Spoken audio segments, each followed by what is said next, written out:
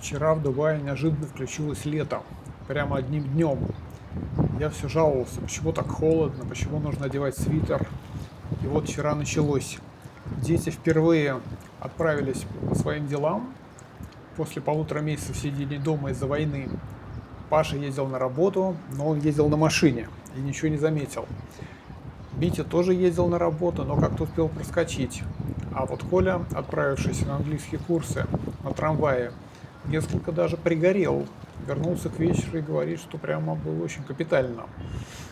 Лена сегодня ему выдала специальный ультрафиолетовый зонтик, который перекрывает 97% ультрафиолетовых лучей и еще понижает температуру на 6 градусов. Поэтому сейчас на солнце очень жарко. Чего, правда, не скажешь о нашем дворике. Во дворике просто какой-то ураган. Свищет ветер, волнение на море. Вот что творится. Бассейн фактически выплескивается из границ. Когда плывешь, накрывает волна, как в открытом океане. Деревья гнутся, листья какие-то пролетают, птицы следом за ними. Довольно странный феномен. А когда выходишь обратно на солнце, просто жара, тебя печет. Вот такая здесь интересная погода. Как это можно объяснить? Между тем, откуда-то взявшиеся туристы продолжают загорать на открытом солнце, ничего их не берет. Но вот чем отличается турист от резидента? 2 недели можно выдержать и на пляже под палящим солнцем, в то время как резидент стремится спрятаться под зонтиком. Поэтому совершенно разные ощущения, даже сложно сравнить. И вот такой эффект у нас внизу. В тени бушует ураган, деревья гнутся, и волнение на море практически 3 балла. А на солнце жара, пекло, испепеляющий зной. Поэтому сложно описать дубайскую погоду 2 словами. Здесь есть множество составляющих. Но есть и очевидные плюсы. Вот вчера вечером подушку постирали в стиральной машине, и она уже абсолютно высохла, причем во всю глубину. Весь этот пух абсолютно сухой внутри. На улице тоже тепло. Свитер теперь нам не понадобится в ближайшие полгода. И наступило это неожиданно, буквально в один момент. Вот такая погода. Скоро придется переходить на летние брюки, которые были приобретены. И те брюки сделаны из чистого льна, практически невесомые. Иначе здесь не пройдешь. Флаг и надпись: «Наша сила в нашем упорстве. Держимся вместе с Эмиратами». Полностью под этим подписываюсь. Продержались всю зиму и будем держаться дальше. Даже вот такое странное место у нас есть в Дубай-Марине. На самом ее краю, по дороге в магазин. И я вот в который раз ловлю себя на мысли, что пытаешься передать какие-то ощущения, но это прямо-таки очень сложно, почти невозможно, находясь с этой стороны камеры, отразить какую-то мысль. Потому что даже вот здесь идти по этому, в общем-то, заброшенному участку все равно как-то неожиданно приятно. Во-первых, тепло, во-вторых, безопасно, в-третьих, огромные перспективы какие-то ты чувствуешь, непонятно почему. В общем, полная гамма чувств. И это, в общем, в самом таком замухренном месте района. А что будет, когда дойдешь до небоскребов? Там вообще просто полный экстаз. Но как это передать словами или с помощью видеоряда, непонятно. Поэтому для начала зайдем в магазин за едой. Заодно проверим, как здесь обстановка. Почти 2 месяца войны уже тем временем заканчиваются. И вот сразу, например, большой арабский хлеб со скидкой. Огромный причем объем. Там 5 или 6 кусков. 6 кусков. Причем таких размером со сковородку. 2 дирхама.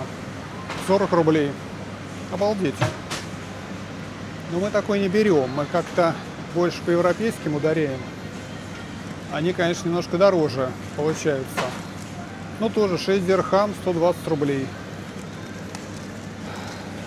В принципе, нормально. Главное, что они очень вкусные при этом.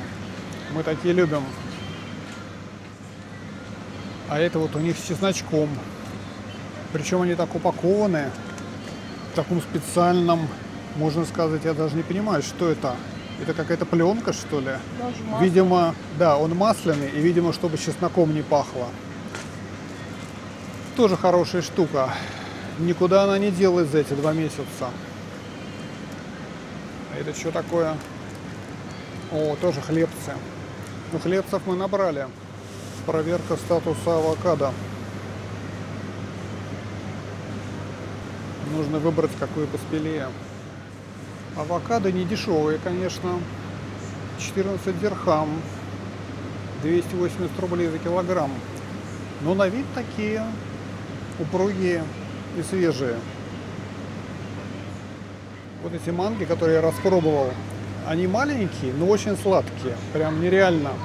И что удобно, стоит недорого, потому что в целом фрукты как-то подорожали. Причем даже не в эти месяцы, а прямо в этом сезоне, еще в декабре я заметил. Дороже, чем в прошлые годы. Но эти еще чем хороши. Ее одну очень удобно съесть за один раз. А с большим манго придется еще откладывать на следующий день. Уже как-то это неудобно. Перцы с какими-то добавками. Их там немного, но довольно оригинально. Давай попробуем. Хорошая вещь. Вот украинское масло, кстати. Неизменно великолепный на вкус. 9 дирхам, 180 рублей. У нас, по-моему, есть. В следующий раз. Кстати, почему-то именно российские продукты в Дубае стоят каких-то абсолютно бешеных денег. Мы практически ни разу еще ничего не покупали, потому что это просто выходит за рамки приличия. И, кстати, вот в Виве их и нет. Это не входит в их ценовую гамму. Вот, лабнах для намазки на хлеб. 5 дирхам, 100 рублей пачка. 200 грамм. Нормально. Целый большой улов йогурта. Большие по 10, по 200 рублей. Ну их здесь, по-моему, сколько? 200 грамм? А, 400 грамм. Почти полкило. Да. Мне кажется, это недорого. Они вкусные, кстати, очень. Вообще все европейское великолепно. Что говорить. Надо взять, они, по-моему, уже заканчиваются. На завтрак хорошо идут. Йогурты манговые. 2 дирхама за пачку. 40 рублей. Ну, не ахти что, но они все вкусные, реально. Это что такое, напитки? Ну, кофе. Мовен пик. 3 рубля. Ну, давай возьми ради прикола. Я не понимаю, что это такое. Ну, кофе какой. А, Мовен пик, это, кстати, хорошее. Ну, вот тоже. Да. Возьми несколько штук, попробуем. Мы все время пьем это кофе, а будет специально из банки. Ну, эспрессо, наверное, не будет, да? Эспрессо. Эспрессо мы и так сделаем. 2, наверное, возьму. Давай, да. Проверим, если пойдет, можно потом еще догнаться. Самая такая основная корзина. Перчики 10, 200 рублей. Зеленые 180, 160 даже рублей. Морковка 11, 220. Это не дешево. Это, кстати говоря, цена не на морковку, а на салат. А морковка по 5. Это по 100. Ну, в общем, это абсолютно доступно. Я не знаю, о чем речь. Про огурцы даже я вообще молчу. Они крайне дешевые. Мед у нас всегда вызывает вопросы. Тут бывает настоящий, а бывает какой-то не совсем. А вот какой-то аль-хабиби. Вот откуда можно? А вот как понять, да. Саудовская Аравия мед. Вот как? Тем более упаковки от шампуня. Как-то это подозрительно. Может быть, его надо на голову выливать? Хотя это продуктовый отдел. Давай возьмем. Ну возьми, да. А, ты в банке хочешь? Могу в банке, могу нет. По одной В общем, иногда возникают вопросы такие прямо экзистенциального свойства. То ли брать, то ли не брать. Но в стекле, конечно, он выглядит понатуральнее. Наверное, мы его и возьмем. Пытаюсь уловить какие-то признаки надвигающейся пищевой катастрофы, но пока что-то ничего такого не вижу. Вот, например, замороженные овощи, 6 дирхам, 120 рублей. Довольно увесистая пачка, а там вообще по 5 есть. Есть чем разжиться. Вот горошки по 6, 400 грамм, хотя тут есть и нормальные в банках. И, конечно, наша слабость – это шоколад. Вояж – это типа Победа, местный бренд. Что-то типа, я шучу, это Евросоюз исключительно. Ну, в общем, это такое типа no name, но 4 дирхама за 90 грамм. Это, в принципе, немного. Можно взять несколько штук.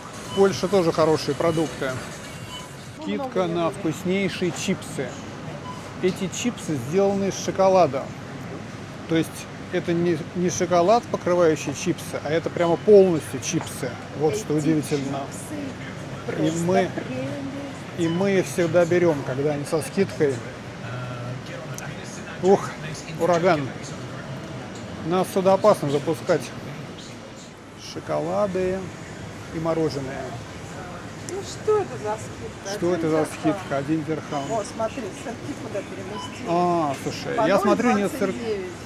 Подожди, я не верю своим глазам. Это сырки фирма по 0,29 Ну, со скидкой наверное, они 85%. уже, Да я нет, так не думаю. может быть. Подожди, но Ну а что они морозилки? 0,29 умножить на 20, это сколько получается? Я что-то путаюсь. Это треть от 20. Это по 6 рублей, что ли? Да.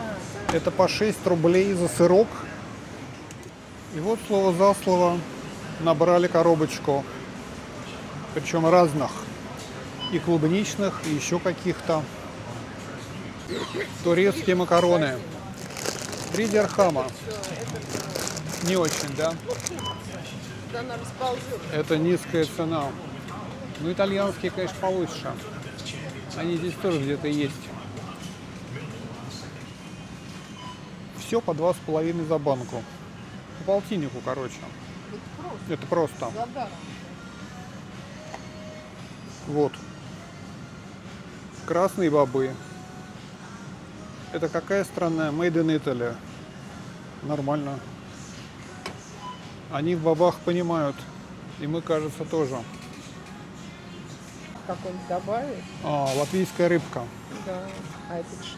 Причем, да, 6 рублей, 120 грамм. А вот и брайна Дирхам. что-то. Ну, типа в рассоле. В каком Лемон рассоле, ойл, непонятно. вино. Да. В разных видах жидкости, короче говоря. Ну, латвийские хорошие. Латвийские, да. Помню я эти шпроты. Народ, конечно, в основном берет такие более суровые вещи. Типа 10 курей и 10 йогуртов. Или, например, это, по-моему, бисквиты. Ну, молодежь, она питается незамысловато. Это мы тут себе изобретаем. Точнее, Лена. Разные вкуснейшие припасы. Еще мы тут пристрастились к этим голландским бутербродам на завтрак. Типа таким сладким кусочком, который можно есть с йогуртами. В общем, культура разных стран постепенно в нас проникает. Выходишь из магазина и прям вот тепло обступает. Я, кстати, вот отвык уже от такого тепла обволакивающего. Летний вечер в Дубае. Конечно, еще до лета далеко, но ощущение уже приятное. Мне пока жара не надоела. Всего второй день. Предбанник в Подмосковье. Предбанник, да. Так, сейчас проедет Талабат, и можно переходить. Неплохая прогулка. Познавательная и полезная. Еда на 1,5 дня, считай. Да нет, это просто вкусняшка. Да, вкусняшки. Это не Да. еда, это баловство. Это так, к чаю и для развлечения. Это баловство. Не было ни мяса, ни рыбы, Ничего. ничего. Только одно развлечение. И обратно по променаду. Поди как плохо. Вот посчитали, кстати, навели бухгалтерию. Если сырки брать, они сейчас где-то не меньше, чем по полтиннику идут. 20 штук – это уже 1000, считай. То есть треть стоили бы одни только сырки, которых там не так уж и много в общей массе. Здесь можно жить. Впервые с начала марта вижу, что поехала вот эта вот лодка Александра, которая здесь у них пришвартована. Не видим, правда, мы на ней туристов, но она реально сдвинулась с места и отправляется куда-то в сторону залива. Это прямо тяжелая артиллерия, можно сказать, авианосец в местных водах. И даже он уже куда-то поплыл. Там есть какие-то люди, но, по-моему, из числа сотрудников. Видимо, проверяют моторы, не заржавели ли поршни. И, кстати, любопытно, даже такая огромнейшая бандура, у них все на тех же Ямахах движется, на 4 моторах Ямаха. Ничего себе, я думал, там какой-то дизель. Там даже ничего не заржавеет. Ну, как это устроено. То есть все работает на одном и том же механизме ямаховском. Это потрясающе. Вот мы идем, а это Александра АЕ медленно движется за нами. Интересно, что они замышляют? Но явно они как-то прокачивают движок после многомесячного стояния. Она движется. И навстречу тоже на какой-то дребодан. В общем, что-то тут пришло в движение непонятное, несмотря на абсолютно будний день. И сейчас два эти, можно сказать, межгалактические корабля встретятся. Знаковые события. Вот какая красота. Правда, уже немного не хватает этих корабликов. Сидишь, бывалчи, на балконе и в 10-кратный бинокль их рассматриваешь. То туда, то сюда. А сейчас рассматривать-то нечего. Но думаю, что все наладится.